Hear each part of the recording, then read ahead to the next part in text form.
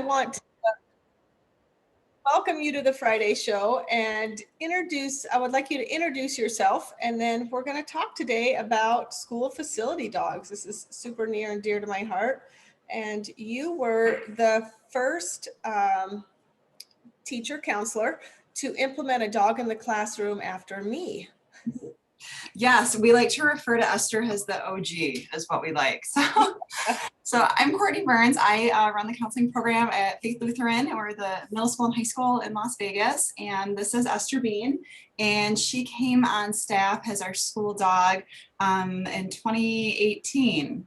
Yes, 2018. So a couple of years now. She came as a puppy and really kind of grew up on our campus and is a huge part of just our school culture now.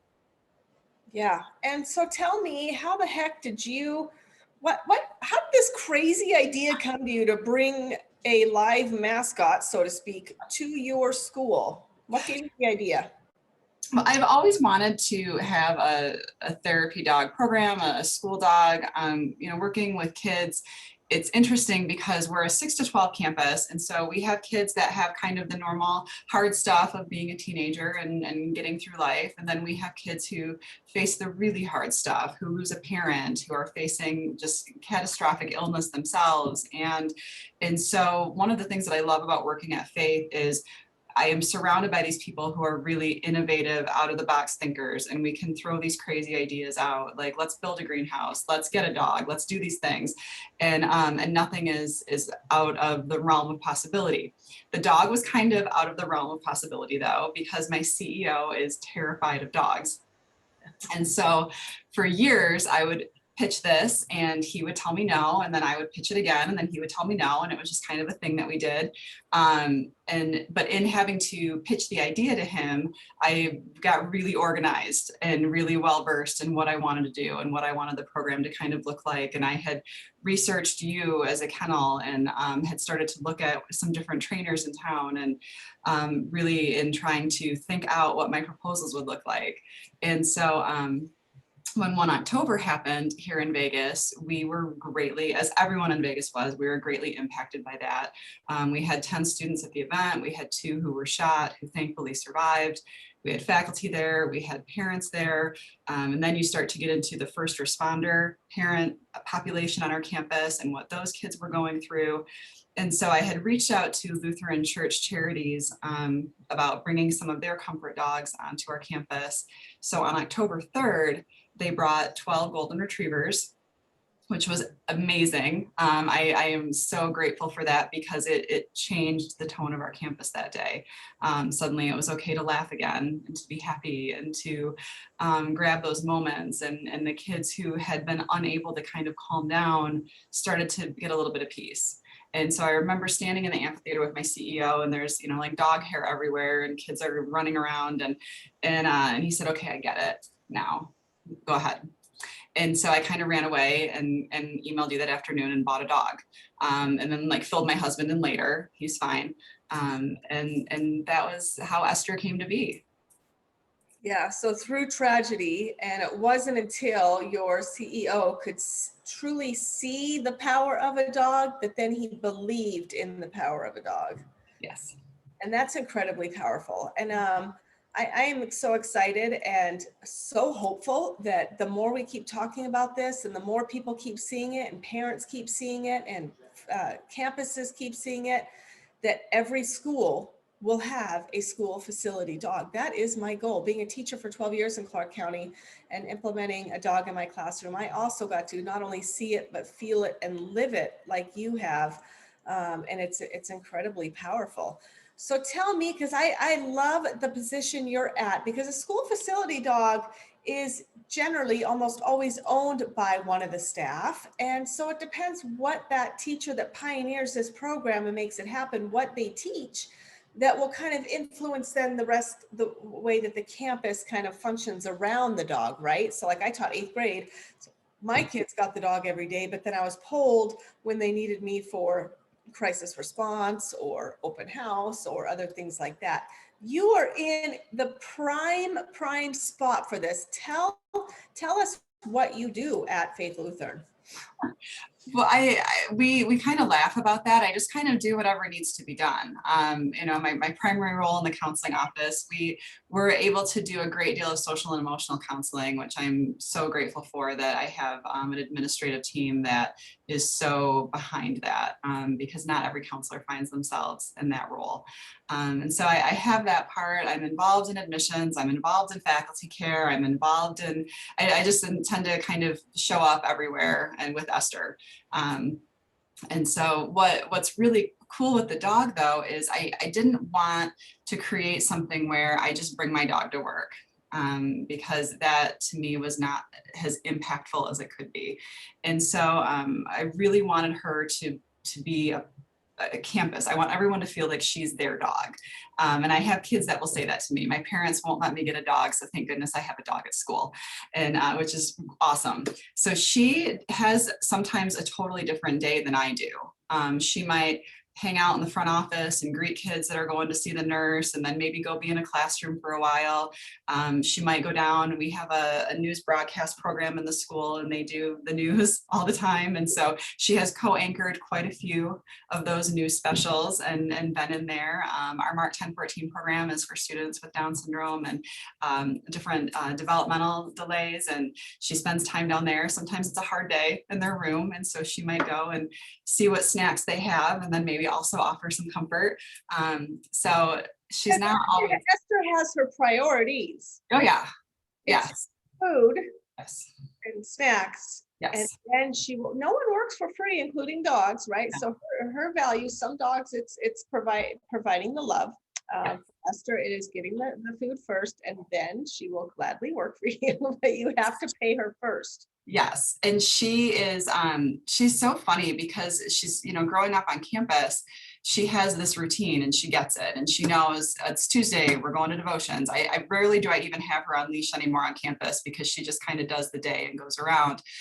She does have the magical tater tot bush, where one time 2 years ago, she found a loose tater tot and can't let go of that memory. And so weekly we have to visit the bush. Like, I think for Easter one year, I'm just going to hide some in there and let her have that moment. But yeah, high food drive. Yeah. So let's talk about that, because you and I have shared openly about this. We know it all worked out, and you're very, very positive. Thank goodness for that. And you're incredibly determined. But I didn't make the best placement.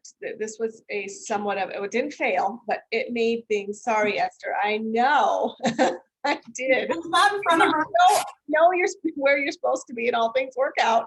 But when we go back a little bit, I failed you in many ways. I was so in the mode of placing diabetic alert dogs, scent-driven dogs, food-driven dogs, drivey, assertive, high-energy dogs.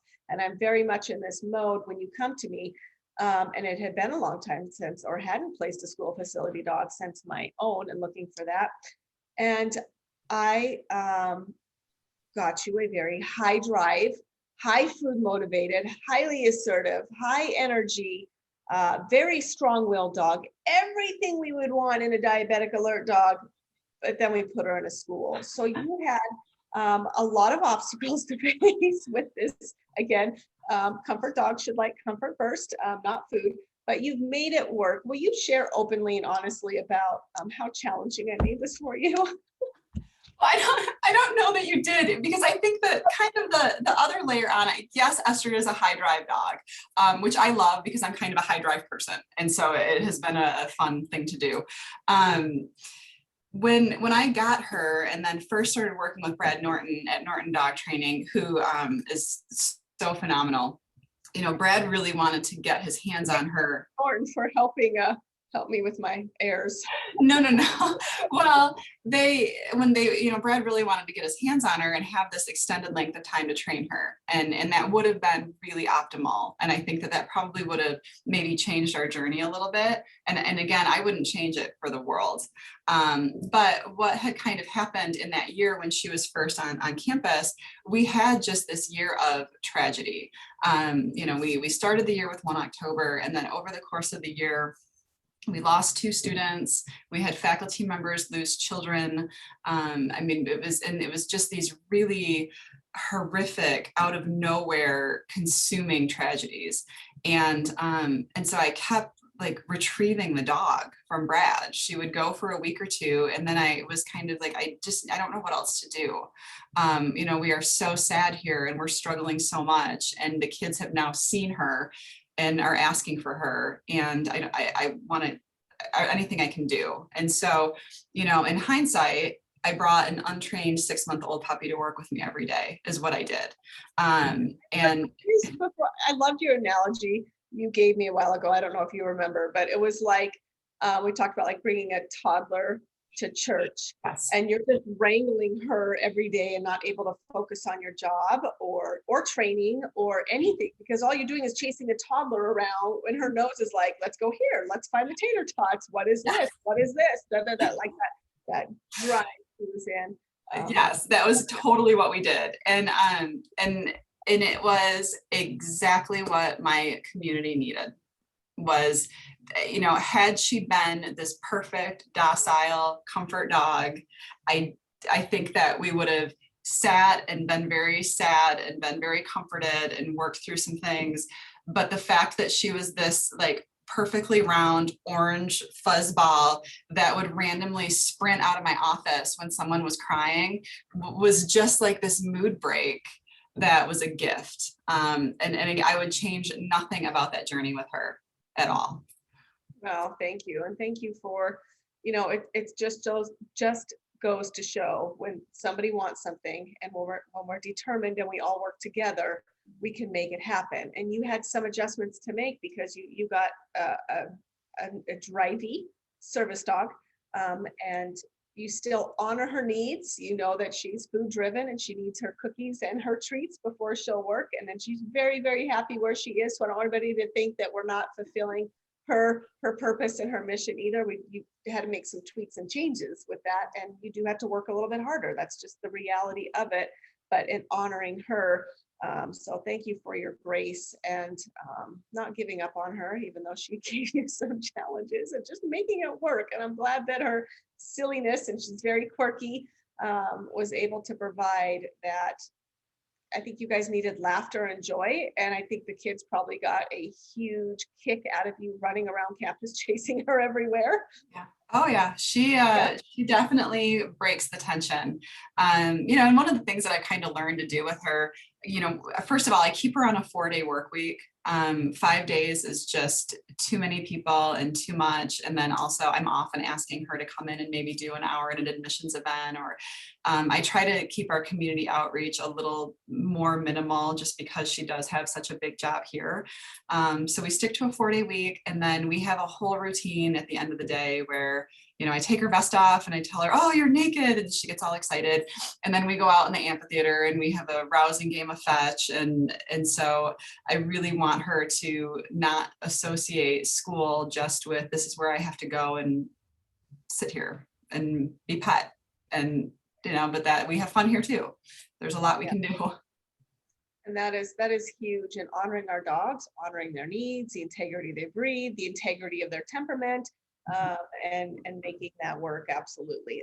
Speaking of that, though, just to help educate the public and other school, because, you know, you came to me too, and I'm like, there is no program, there is no book, there is nothing to tell you what you need to do, how to make it happen, who do you contact, how do you implement this? I went in blind and then left to breed the dogs. So then here you go, Courtney, you go in and pave the way, and you've been pivotal in helping other teachers and administration do this as well. You are a private school, so you had different challenges than a public school would. So I just want to put that out there, just so my public school teachers know some of this may not look the same. There's probably more hoops to jump in a public school than a private school. But tell me then, what advice would you give? What would you say to a teacher or admin watching now? How can they make this happen? Well, I think the best advice I was given. So in gathering kind of my own stuff to make my proposals, there is a facility dog that's full-time at Concordia University, Mequon, who works in the counseling program. And so I had spoken with him quite a bit leading up to it. And his great advice was, you have to get in front of the messaging. You cannot one day post a picture of a puppy and say, we're going to have a therapy dog, because you will lose control of perception, buy-in, and the program. And that was really resonated with me and turned out to be really true. And so in kind of the plan to bring Esther home, I wrote a 3-part blog series that was sent out into our community. One of the big things that we wanted to convey is, it's so polarizing, this idea of creating resiliency in kids versus coddling kids. And people get very tightly wound about it. And so when you talk about, oh, we're going to bring a comfort dog to a private school in Summerlin, the response can be very quick to be like, oh, one more thing to make kids not have to face anything hard. And so we wanted to be on the messaging of, we believe in resiliency. We believe in teaching kids how to do that. Part of resiliency is figuring out how you're going to face hard things. It just is. Appropriate ways to cope. And yes, and we're not talking about, oh my goodness, did you get an A- on a quiz? Come pet the puppy. We're talking about kids who face tragedy, and what can we teach them, and what kind of skills can we give them? And then also, if it's not a hard day, if we're all doing okay, how fun to have a dog around. It's a great thing. So we really wanted to get in front of that message. And then also the importance of, Esther's familiar to 2,000 kids on this campus. And so there may not be a kid on this campus today who needs her, but if something happens next week, they already know her. And so that level of familiarity and being able to give that kind of comfort to a kid in the counseling world is immeasurable. It's a huge thing. And so really to just kind of get in front of that messaging with your population. The other thing that we really had to convey, and I was surprised we had to convey this, but it turned out to be good advice, the difference between we have a dog on campus and we are a dog-friendly campus. Because well, I personally want to pet everyone's dog in the whole entire world. We can't do that. And it is kind of interesting how when you talk about bringing a dog on campus, there is this kind of sentiment then of, well, I have a dog that's fun to pet. I bring my dog come tomorrow, or they just show up with the dog in the morning, say, hey, here's my dog. That's the thing. And I am very happy to pet the dog, and all of those dogs will have human names. I've also learned, and I can throw no stones because I have an Esther. But I felt like I spent this series of months being like, oh, look, it's Carl and David. There they are. I love human names for dogs, though. Right? Yes. Old Victorian are my favorite. Yeah, so great insight. I'm going to flip on over to a slide as well and show some other considerations. I don't think that we even know going into it, like your job is also going to be helping train and guide the dog, take care of her needs, on top of being pulled in 100 different directions at school. And that's something to consider, is that this is going to add to your plate. It's going to make your days longer. It's going to make your days different. You're going to have to juggle things a little differently because you do have a dog at school. And initially it's a lot more. Like, well, we heard all you did initially was chase the dog around essentially and run from one place to another and then go home and still have to do work. So it took a great amount of determination on your part and grit, truly, resiliency, perseverance, all those important things that you're teaching your kids, you also had to display. And so has Esther. Esther's hung in there as well on days that maybe she wasn't super happy about. Let me jump on over though to, let me pull it up here. Let's talk about what is a school facility dog. And oops, real quick here. Also, I wanted to add, we haven't even talked about, you have a book, I have a book. Everybody needs to comment how much they love Esther and how school facility dogs are amazing. And you will get, we're going to put you in a drawing, you have to comment and share it. Share this video, because my goal is to be like Oprah Winfrey someday and be like, everybody in the audience gets a dog. I want to say every school gets a dog. That's my goal. So because there's so many different ways a dog can help at campus. So comment and share, and you're going to get a copy of Esther's book, The Comfort Dog Gave Me Pink Eye. Courtney's hilarious and funny, as you already can see, and this book is amazing. And then, of course, you'll get How Was Esther Raised, the Ultimate Badass Breeder Guide, with evaluations correctly targeting what is even a school facility dog, what the traits should ideally be, desired traits and obstacle traits when placing a facility dog. So whether you're a breeder or a buyer, it will tell you in here. And here's Esther's book. So comment and share right now, and you'll get them both. You'll be hooked up. All right, let's share, and let's talk about some of our considerations. In school facility dogs. What is a school facility dog? It's not a service dog. So she works for the entire property. She's trained to be well behaved and accept improper handling, love, and touch. Have good nerve strength and agility, of course. So facility dogs can be other places than just a school. They're funeral homes, dentist office, corporate offices. They're doing a lot of that to help alleviate, like Courtney said, just to bring some joy and laughter. It doesn't necessarily mean everybody needs this deep, rich counseling, or that we're making softer people, right? We're empowering. And I think it's incredible that we're teaching kids better ways to manage and deal with stress, especially with so many of our teenagers thinking that suicide is one of those options in a way to deal with stress. I'm incredibly passionate about helping educate our kids that should not even be an option. That's a finality, and that's something you can't ever change or take back. Courthouses, therapists, Ronald McDonald House, hospital, prisons, battered women's shelters, group homes for at-risk youth, those things. All right, considerations. You've got to get permission from the school district or CEO and your admin, as well as your school district. So if you're in a public school. So I know Courtney talked about too, she didn't have initially her CEO that believed in the power of a dog. So that just all had to come into play and took its sweet time. And she knew when it was the right time and proceeded when those things aligned. Permission from parents. There has to be some kind of, like Courtney did her blogs. If there's fear or allergies, that just needs to be addressed, or that how did you guys deal with that? Well, what we did with that was we've made the dog avoidable. And that really is it. And that's part of her 4-day work week also, that you don't need to get by the dog to have access to me.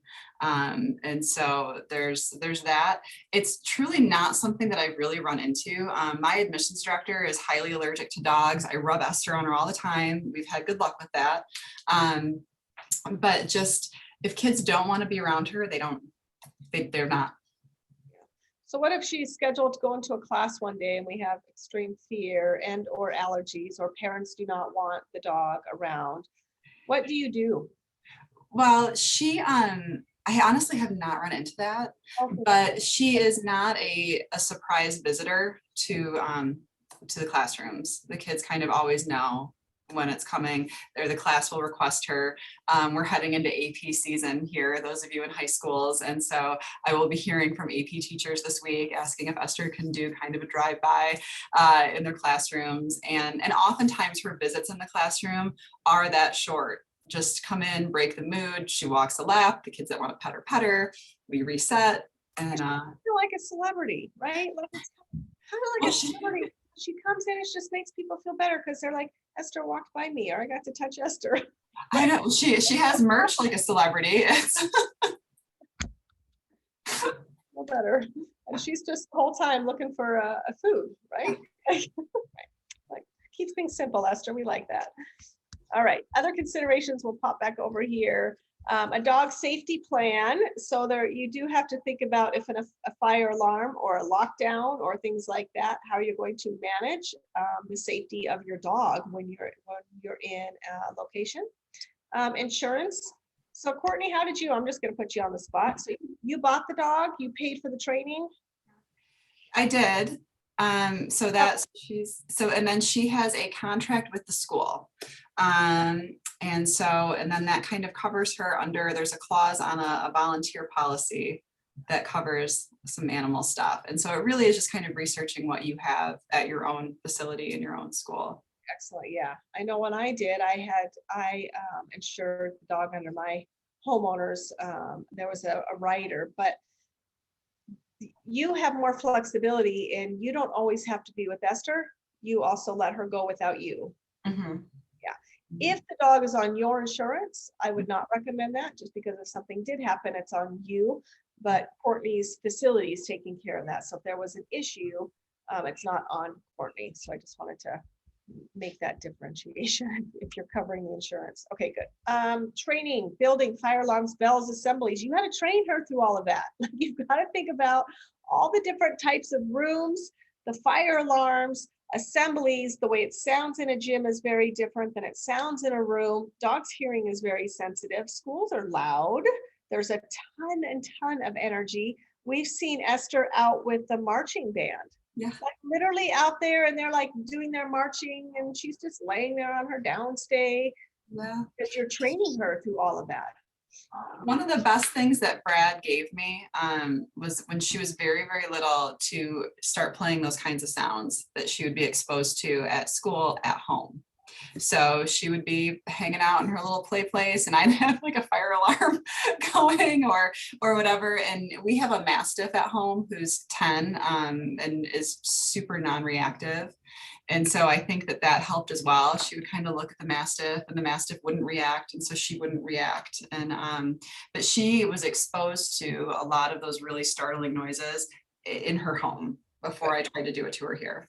Excellent. And then a good point. So many people ask, and this is, I'm going to, for service dogs as well. Well, I have dogs in the home. Is that a problem? Well, it can be, because as Courtney just said, if she would have a reactive, anxious dog at home, and they learn from dogs first, humans second. Mhm. So if the dog's anxious and scared and barking at everybody and scared to approach new people, Esther as a puppy would have been looking and watching and saying, oh yeah, okay, well, we don't trust people. Okay, yeah, I should be scared of this sound. It's huge. Other dogs can and do ruin your therapy or service dog. So that is a huge consideration when thinking about bringing one in to your home. You don't want your established dog to ruin your dog you're training. All right, a resting and safe place area. We definitely see Esther has a resting and safe place. There has to be a place your dog, Esther, can go that kids are not allowed to touch or approach, or that she gets her break. How do you manage that? And how do you know, because all dogs have different tells, different signs that they tell you, I'm done, I'm overwhelmed, I need a break. How does Esther tell you? Well, so Esther has a crate in my office and that is her off limit zone. And so when she goes in there, it's understood on campus that no one is to reach hands in and pet her while she's in there. And so that's the boundary that I try to hold for her. However, she's Esther. And so she will try to take advantage of that as well. And will have days where she will hunker down in that crate and kind of refuse. And so, after spending the years with her, I just kind of know at this point when she truly needs a break and when she's just kind of doing drama with me. And so when she's having the day that she doesn't really want to come out, I leash her up, we walk out to the football field and back, we just kind of reset. And she's usually good. If she still is refusing, our front office manager is her favorite person in the whole world, like way beyond me. And so I might let her go sit with Grandma Pat for a little bit and just kind of be a dog for a little bit with someone who's making contact with her though. So she doesn't get out of contact. Yeah, because dogs are not dumb, and even service dogs will gladly not have to work if they don't have to. But it's that fine line of honoring them, but also letting them know that, this is what's required. Every pack, there's expectations. Even if it's a pet, there should be expectations. This is not allowed, this is allowed, this is the way it's going to be. And I think you do a beautiful job managing her, listening to her, respecting her, but also making sure she knows you can't always get your way, Esther, because she's very, very determined back there. She is. All right, last considerations, a potty area. You guys built her own little yard. She does. Her own little potty yard fenced in. Oh, and she hates it. She does? does not like to potty in there. I don't know what her deal is. I think she prefers real grass. And so that was a standoff that we had to have for a little while about Oh, natural girl, nothing fake. she's like, this turf is just it's not working for me. So she does have her own little potty area, and it's funny because I don't ever leave her out there, but every once in a while I kind of put her in her little garden and I'll be talking to someone, and then the kids will come by to try to pet her, and it's like the world's weirdest petting zoo. Like just the doodle. I could probably get you some goats or something if you want. I would really be on board with that. Like, let me start working on that proposal. Put the goats in the gate. A little petting zoo. They're obnoxious in a good way. And well, and every kid that walks by and want attention, and you can have some little goat feed. And that might be my April Fool's next year. oh, that would be fun. Let's set up an April Fool's and put goats in there. I like it. We'll plan. Just let me know. I've got one goat. I'm sure we can find more. All right, back to other considerations. Potty area that she doesn't like. Thanks, Esther. True to form, Esther is quite quirky. Starting slow, and you not only started slow, but you also limit her days out of respect for her and give her. She gets 3 days off every week. Esther, really? 3 days off every week? Yeah. Yeah, when she first coming on campus, the first probably month, she came, she was itty bitty. Like it was like as soon as she was able to be on the floor because her shots were up to date, she would come after school. And we would just kind of trot the halls, and she would meet very small groups of people, whoever happened to be here at 5 o'clock on a Thursday night. It was a slow introduction to campus. I remember holding her and just being like, how am I going to do 2,000 kids with this teddy bear? Like, what are we going to do? And Brad was like, calm down. It'll be okay. We'll make a big deal of it. Yeah, you can't take a puppy from the breeder to your home, then to a campus with 2,000 people. You just can't. So you do have to. You were taking her at night, taking them to the building before kids are there. And then, ultimately more and more kids come and just don't make a big deal of it. And they're like, okay, this is cool. Like this building just keeps dispensing kids and give me cookies. So if that's what she thinks, then we're good, right? Mm-hmm. Yeah, they have to have a positive association. So whatever that means for that dog, for the goal is our comfort dogs is just being doted on and loved and touched. And not that Esther doesn't love that, but she does prefer. She does require payment in advance, which, girl, a lot of us are that way. Right. How many days and hours? Okay, we covered that too. So we covered all of our considerations. Courtney, let's talk about your book. So why the heck now? Look at you, you little go-getter. Right. Tell us about your book. Oh, about my book. So we like to refer to this as the year that I published my diary.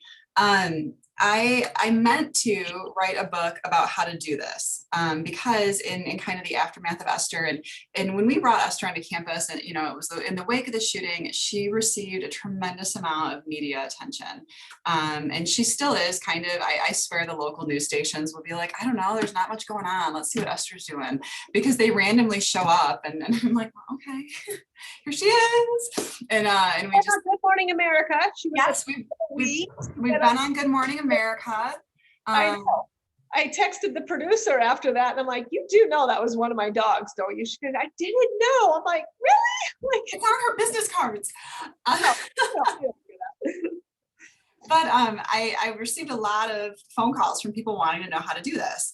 And I really believe that, we've had success and we've been blessed. And so my responsibility is to spread that as far as I can. And so I started kind of writing out what we were doing and how I was feeling, and how there are those moments that are truly overwhelming and you really kind of question everything about it. And that's okay. Why am I making life harder for myself? Right. That thought goes through your mind, right? Like, yes. I'm making work harder for myself. Yes. Yeah. Well, and it is truly a little bit of, when she's naughty or things don't go quite as planned, you do always have this kind of, are there people that don't want to see this be successful that are watching, and it's that human thing to be like, am I being judged on the fact that this dog just ran away from me? And I really wanted to kind of say the truth is no. You know, they're really, I didn't run up against anyone who, and if they were, they weren't brave enough to say it to my face, but I really didn't have naysayers in it, because I think we were all in this place of whatever we can do to help these kids is what we're going to do. And so the book kind of started that way. And then also, you know, I do a tremendous amount of work with trauma-informed practices in the school setting and kind of the mental health side of it. And so that started kind of creeping in, and then kind of, I can't help but not write like I think. So everything is kind of like my internal dialogue on stuff. And so that kind of came in. I can relate to that. And then Esther is named for the book of Esther, for Esther 4:14. Perhaps you were created for such a time as this, which I believe she was, as much as you think you misplaced her, she was created for this. This is what she's meant to do. And so the book is actually all of those things, and then also a Bible study on the book of Esther. And I think that no matter where people are in their faith life or in their beliefs, the truth is there is not a new problem under the sun. All of these things that we face right now have been around for a long time. And so to kind of bring that back into this little town of Susa before Christ and what they were up against, and there's a lot of parallels into the fears and the things that we face, and when we need to get real brave and dig real deep. And so that all kind of came together.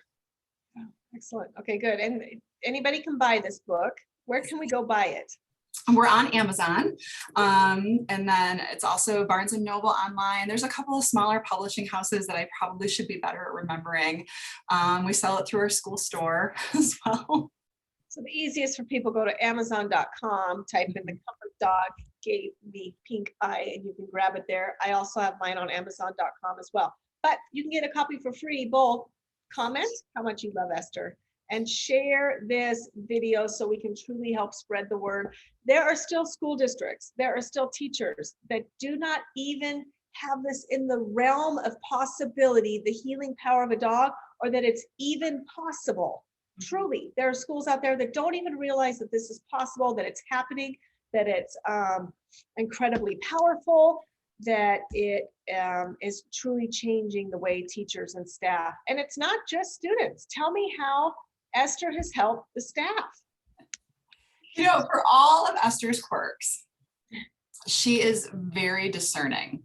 And it's so fun to watch because she completely can tell the difference between someone coming in who's truly upset and someone coming in for just normal business, or someone coming in and just being overly dramatic. She's almost better at it than I am. And so she'll be in her crate and the door will be lifted. Yeah. And somebody will come in and I'll see her kind of look and then kind of bring her head back if it's not a big deal.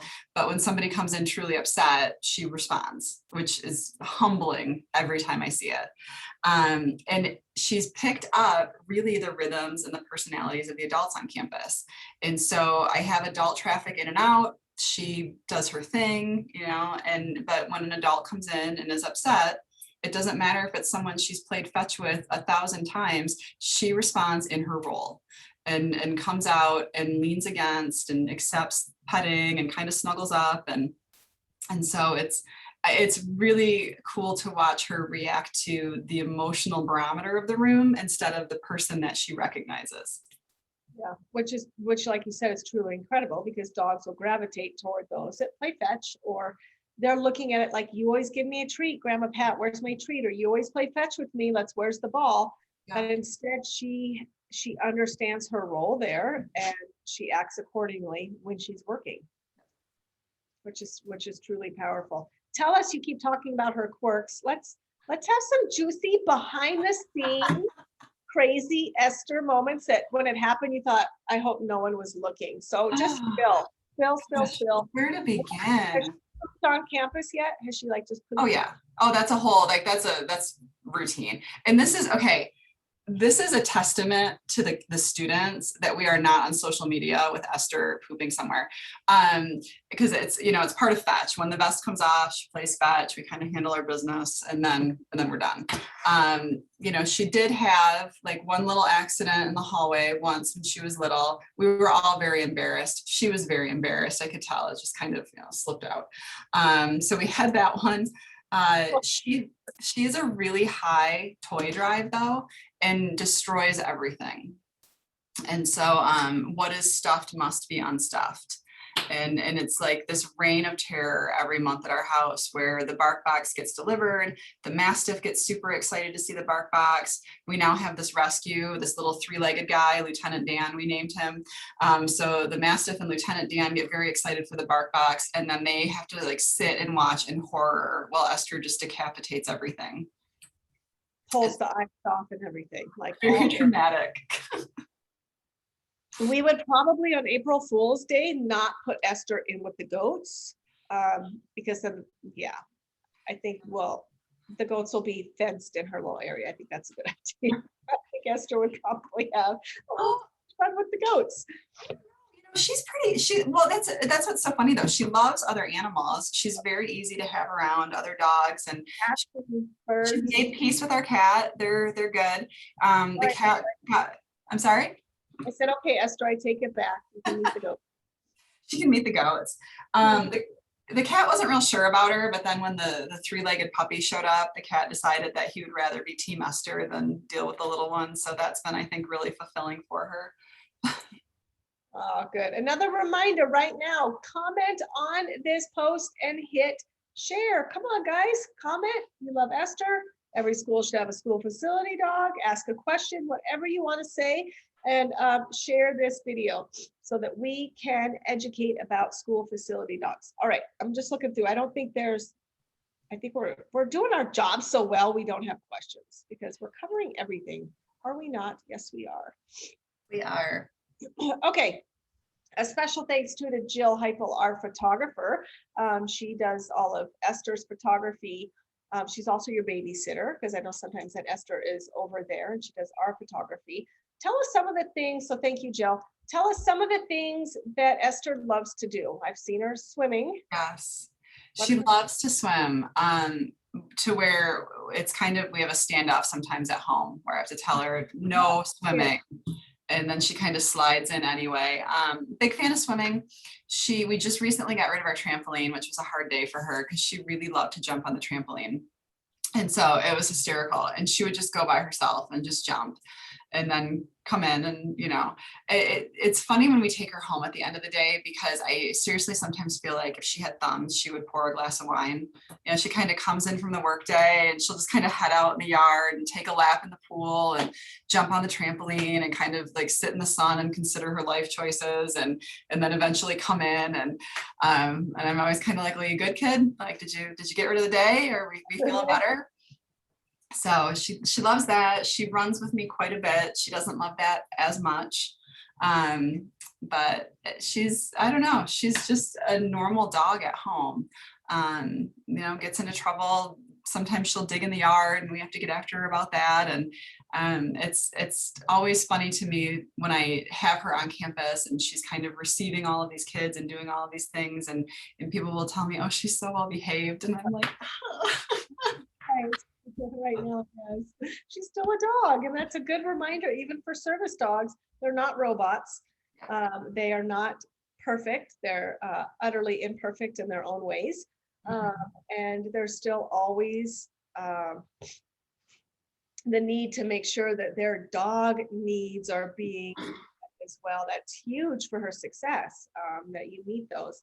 Tell me about your relationship with Esther. Anything surprise you, you know, from the day you walked out of 4E Kennels, holding her in your arms, really having no idea what was ahead, and no idea that I placed you with a complete and utter fireball. Tell me how this relationship between the two of you, because you share in so much of this counseling and grief, and you get to witness as a human the changes she makes with special children, with children that are struggling, with staff. It unfolds before your eyes. And I always felt like when I do my therapy dog work too, I feel like I'm witnessing in many ways little small miracles through the power of the dog. And I sometimes feel like I'm not the person to be witnessing this. Like it's truly life changing. So tell me about that. You know, before I had her, I remember talking to one of the handlers from the comfort dogs that were here, and I said, I really want to do this, but you know, I have this dog at home, and she's, you know, been in our family, and I love this dog so much, and I'm so afraid of the impact it's going to have on her to bring a dog in that I also then work with.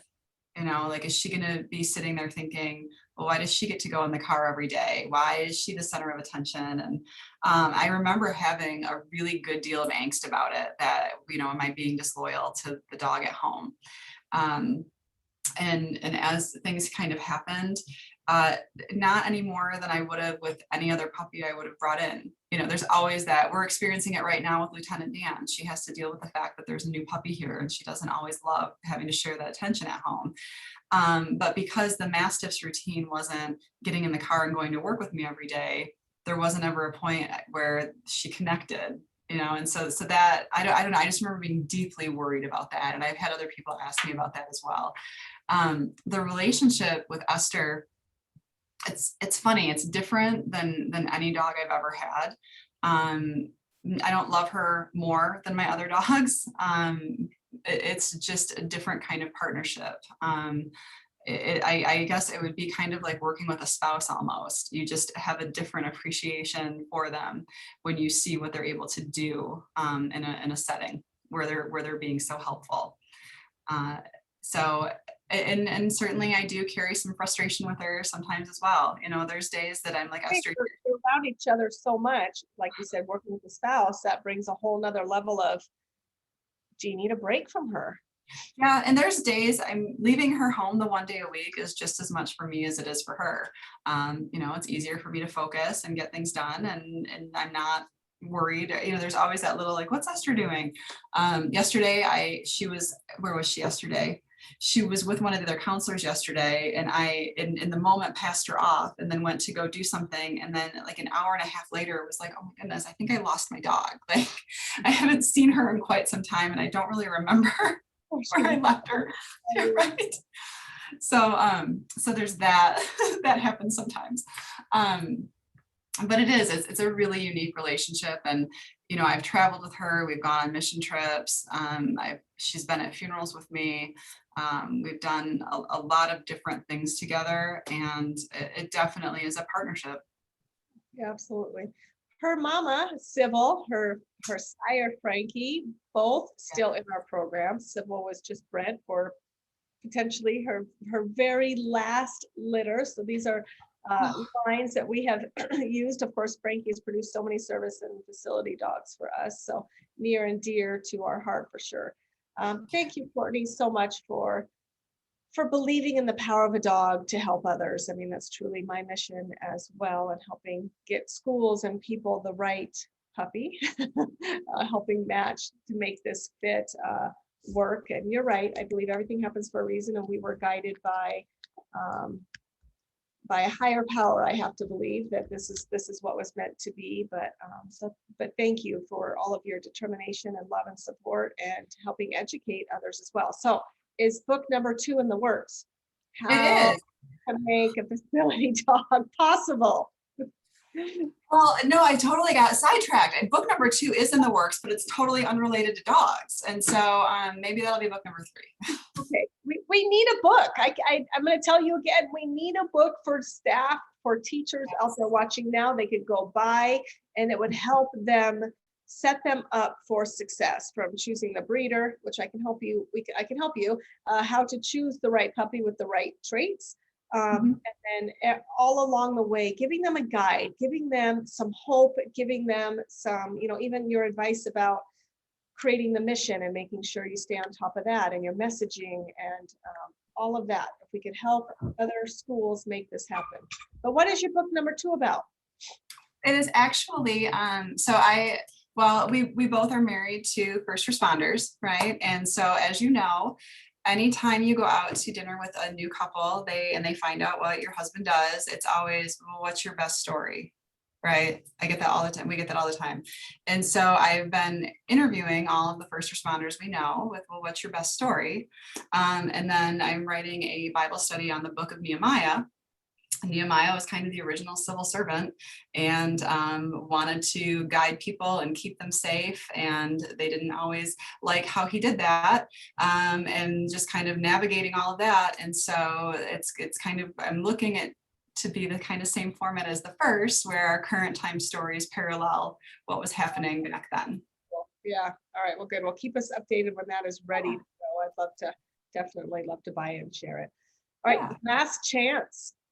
Comment and share, and Courtney and I will be entering you into a drawing and sending you, probably separately from Amazon. We'll just ship it to your house. That'll be easiest for both of us. Or go buy it yourself. The Comfort Dog gave me pink eye. Or comment and share and be entered into a drawing, the Ultimate Badass Breeders book, right on Faith Lutheran. Sorry. Right on the Badass Breeder. All right. Thank you so much for joining us, Courtney, and helping be in this mission to truly heal hearts and change lives through the power of a dog. Any last parting words? Well, I think you and I need to just do like a weekend locked in a cabin. We could knock that book out in no time. We could do it in 2 days. Maybe we should co-author between your knowledge, my knowledge, and get the guide for staff and students, or staff and schools to implement the program. Yeah. Can we do it next? Can we do it in Mexico? We could do it in Mexico. The sun or cabin? That's fine. Maybe then we'll stay hunkered in and write. All right. I think that I'm on board. Let me know. Girls, Okay. a girls' week, maybe a weekend. Yes. Yes. All right. Thank That you so works. much. Everybody have a great weekend. Thank you, Courtney. Have a good day. Thank Bye, you. Esther. Puppy. Yes. Still got it. Girl, she's like, what? Someone else wants something from me. Where's the cookie? Bye, guys.